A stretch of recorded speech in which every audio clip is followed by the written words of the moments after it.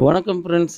Last minute Tamil channel உங்களை அன்போடு வரவேற்கிறது. இப்போ நாம் எங்கே இருக்கிறோம் அப்படிங்கிறத பார்த்தீங்கன்னா, கிட்டத்தட்ட 15ஆம் நூற்றாண்டில் கட்டப்பட்டதாக கல்வெட்டே அங்கே தொல்லியல் துறை ஆராய்ச்சியாளர்கள் வச்சுருக்கிறாங்க. நாம் அந்த இடத்துல தான் இருக்கிறோங்க.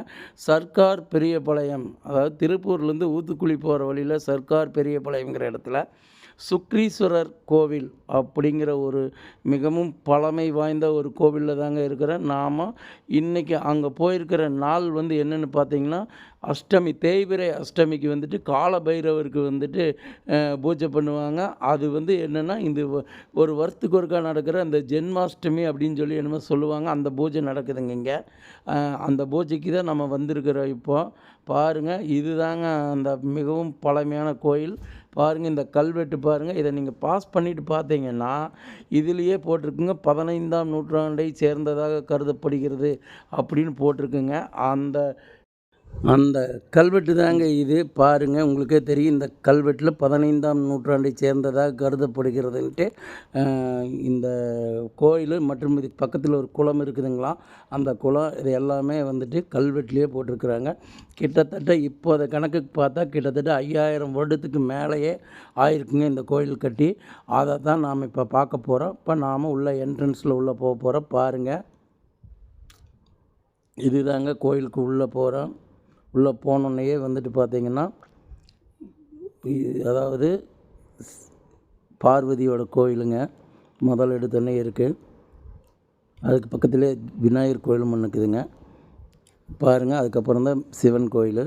கோபுரங்களெல்லாம் பார்த்தீங்கன்னால உங்களுக்கே தெரியும். அடேங்கப்பா எவ்வளோ வருட பழசுன்னு.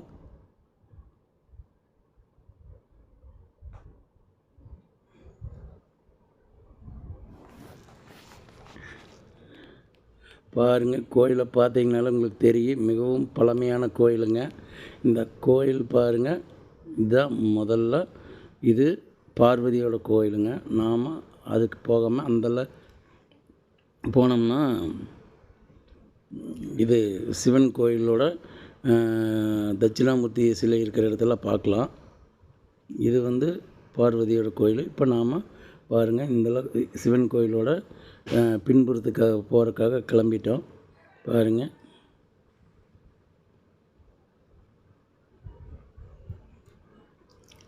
இதுதாங்க கோயிலேருந்து வெளிவரக்கு. அப்போவே எவ்வளோ உயரமாக பேஸ்மெண்ட் அமைச்சு கட்டிக்கிறாங்கன்னு பாருங்கள். இந்த வழியாக இறங்கி வந்துடலாங்க உள்ளேருந்து.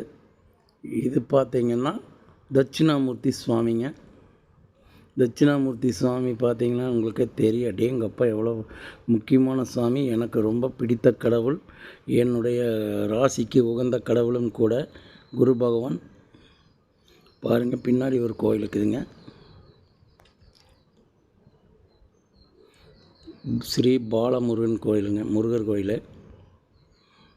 எல்லாம் கட்டடத்தை பார்த்திங்கனாலே தெரியுங்க உங்களை எத்தனை வருஷத்துக்கு முன்னாடி கட்டினது அப்படிங்கிறது. அப்புறம் பார்த்திங்கன்னா, இந்த கோயிலை தாண்டி, முருகன் கோயில் தாண்டி அந்தல போனதுக்கப்புறம் செவுத்துலலாம் கல்வெட்டுகள்லாம் இருக்குதுங்க.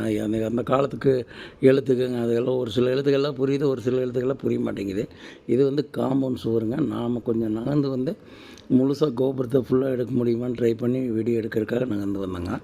இப்போ பார்த்திங்கன்னா, இந்த சைடில் தான் கல்வெட்டுகள்லாம் இருக்குதுங்க. அந்த கல்வெட்டுகளில் பழைய காலத்தில் எழுத்துக்களெல்லாம் எவ்வளோ பழைய காலத்து எழுத்துக்கள்லாம் இருக்குதுங்க. பார்த்தாலே தெரியுங்க.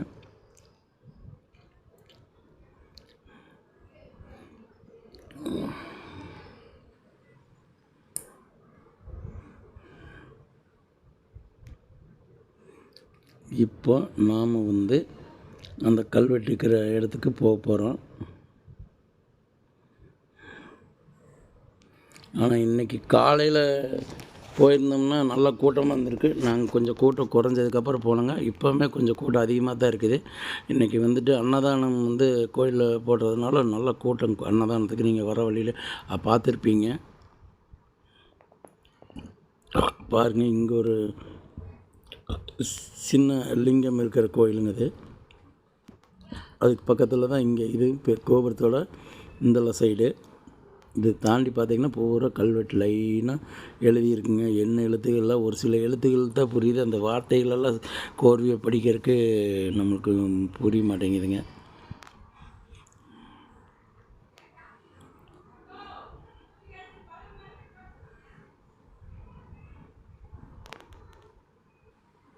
இது ஸ்ரீ லிங்கேஸ்வரர்.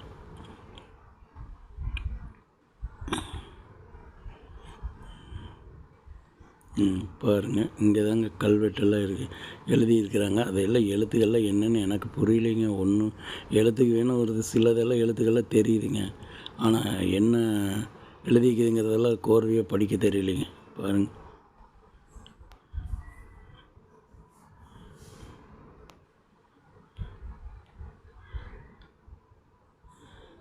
விக்னேஷ், உனக்கு அந்த கல்வெட்டில் இருக்கிற எழுத்தெல்லாம் படிக்க தெரியும்னா நம்ம ஒரு நாளைக்கு போய் மறுபடியும் அதை படிக்க முடியுமான்னு ட்ரை பண்ணி பார்க்கலாம் விக்னேஷ். சரியா? இப்போ இதுதான் அந்த கோயில். இது காலபைரவருக்கு வேண்டி இன்றைக்கி பூஜைங்கிறங்காட்டிக்கு அந்த இது தகர சீட்டெல்லாம் போட்டு காலபைரவருக்கு மட்டும் தனியாக இது பண்ணியிருக்கிறாங்க. பாருங்கள், இந்த தகர செட்டுக்கு பின்னாடி சைடில் நாம் இப்போ போகிறோங்க. அந்த தகர செட்டு வந்துட்டு காலபைரவருக்கு மட்டும் தனியாக இன்றைக்கி விசேஷ பூஜைங்கிறதுனால வச்சுருக்குறாங்க. தகர செட்டு போட்டு தனியாக அதுக்கு தனி விசேஷ பூஜை வச்சுருக்குறாங்க. இங்கே பாருங்கள், அப்படியே கார்த்திகை விளக்கு மாதிரி ஜம்முன்னு எரியுதுங்க. பாருங்கள், கோயில் பாருங்கள் எவ்வளோ விலாசமாக இருக்குது. இடமெல்லாம் நிறைய இருக்குதுங்க. பாருங்கள், கோயில் அந்த காலத்து கோயிலுங்கிறதுக்கு ரொம்ப முக்கியமான சாட்சியில் இந்த கட்டடங்களே உங்களுக்கு பார்த்தா புரியுங்க. பாருங்கள், இந்த இது தகர செட்டு போடாமல் இருந்தால் இங்கே 2 நந்தி, ஒரே ஈஸ்வரருக்கு 2 நந்தி பாருங்கள் எவ்வளோ பெரிய நந்தின்னு பார்த்தீங்கனால உங்களுக்கு தெரியுது. பாருங்கள், 2 நந்தி ஒரே இடத்துல, பெரிய நந்திங்க பார்த்தீங்கன்னா. அதுக்கப்புறம் சுற்றியுமே அங்கங்கே சின்ன சின்ன கோயிலுங்க.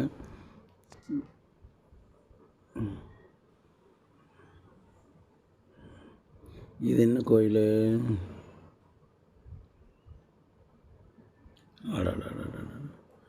பத்ரகாளி அம்மன் கோயில். அதுக்கப்புறம் பார்த்திங்கன்னா இங்கே ஒரு கோயில் இருக்குது.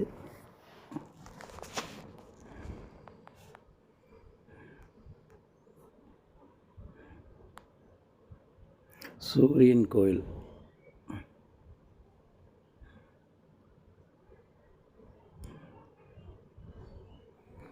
பாருங்க, இதுதான் நம்ம மூலக்கடவுள் இருக்கும் கோயிலுக்கு நம்ம இப்போ பக்கத்தில் போயிட்டோம்.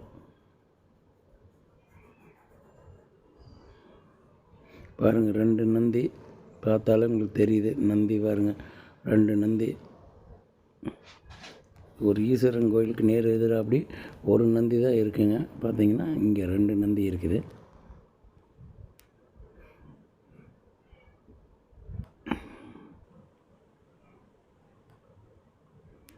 இதுதாங்க மூலக்கடவுள் சுக்ரீஸ்வரர்.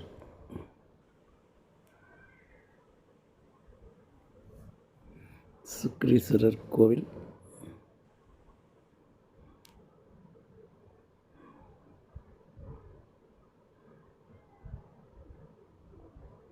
இதுதான் மூலஸ்தான கோயிலுங்க. இதெல்லாம் உண்மையிலுமே நம்மளுக்கு பெருமைங்க. கிட்டத்தட்ட 15ஆம் நூற்றாண்டை சேர்ந்ததுன்னு இங்கே போட்டிருக்கிறாங்கன்னா, இப்போ நம்மெல்லாம் கோயிலெல்லாம் அந்த காலத்திலேயே நம்ம கட்டிடக்கலையில் மிகச்சிறந்தவர்கள் அப்படிங்கிறது தெரியுது. பார்த்தீங்களா? உண்மையிலுமே இதெல்லாம் அது அப்போவே பேஸ்மெண்ட் எவ்வளோ ஹைட்டாக இருக்குது பாருங்க.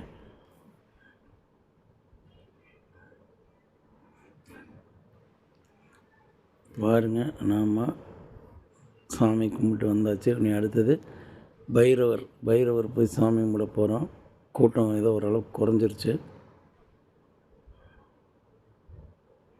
இங்கே வந்து யாகம் நடத்தியிருக்கிறாங்க. கால பைரவருக்கு இன்றைக்கி ஜென்மாஷ்டமி, அதனால் விசேஷங்கள் நடந்திருக்குது. இதுதாங்க நம்ம கால பைரவர் கோவில்.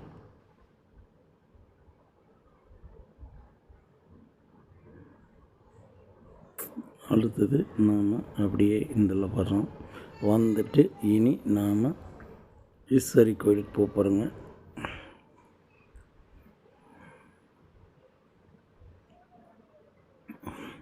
இங்கே ஒரு விநாயகர் இருக்கிறாருங்க, அவரை பார்த்துட்டு போயிடலாம்.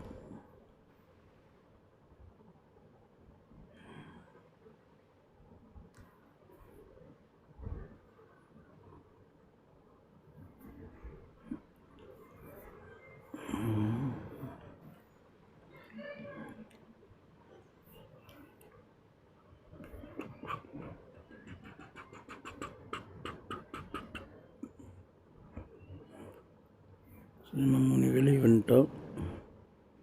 வெளியே பாருங்கள், லைனு ஃபுல்லாக இருக்குது. நாங்கள் இங்கே சாப்பிடவே இல்லை, ஏன்னா செம கூட்டமாக இருந்தது. லைனில் நின்று போய் கடைசியில் வாங்குறதுக்கு போகிற போது தீர்ந்து வச்சுன்னா மன கஷ்டமாக இருக்குது. அதனால் நாங்கள் அப்படியே உட்காந்து செத்த நேரம் கொண்டு அப்படியே கோயிலுக்கு வந்தால் உட்காந்துட்டு போகணும். அதுக்கப்புறம் தான் நான் போகணுண்டு செத்த நேரம் உட்காந்துட்டு அதுக்கப்புறம் உடனே கிளம்ப வேண்டியதுதான். இதுதாங்க அந்த கல்வெட்டு. பாருங்கள், நீங்கள் எல்லாம் படிக்கணுங்கிறதுக்காகவே ரொம்ப க்ளோஸ்அப்பில் போய் எடுத்துருக்கிறேன். பாருங்கள்,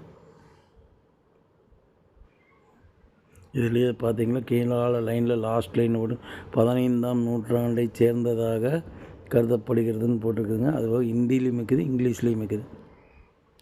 எப்படி வேணால் யாருக்கு எந்த மொழி தெரியுமோ படித்து தெரிஞ்சுக்குங்க. விஜயநகர மன்னர் கிருஷ்ணதேவராயர்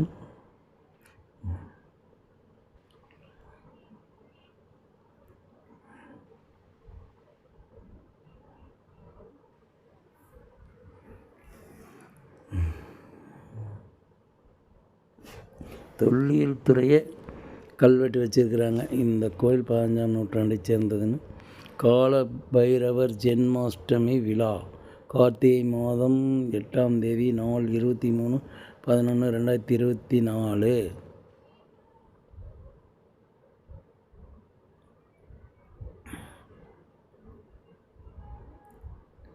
அருள்மிகு ஆவுடை நாயகி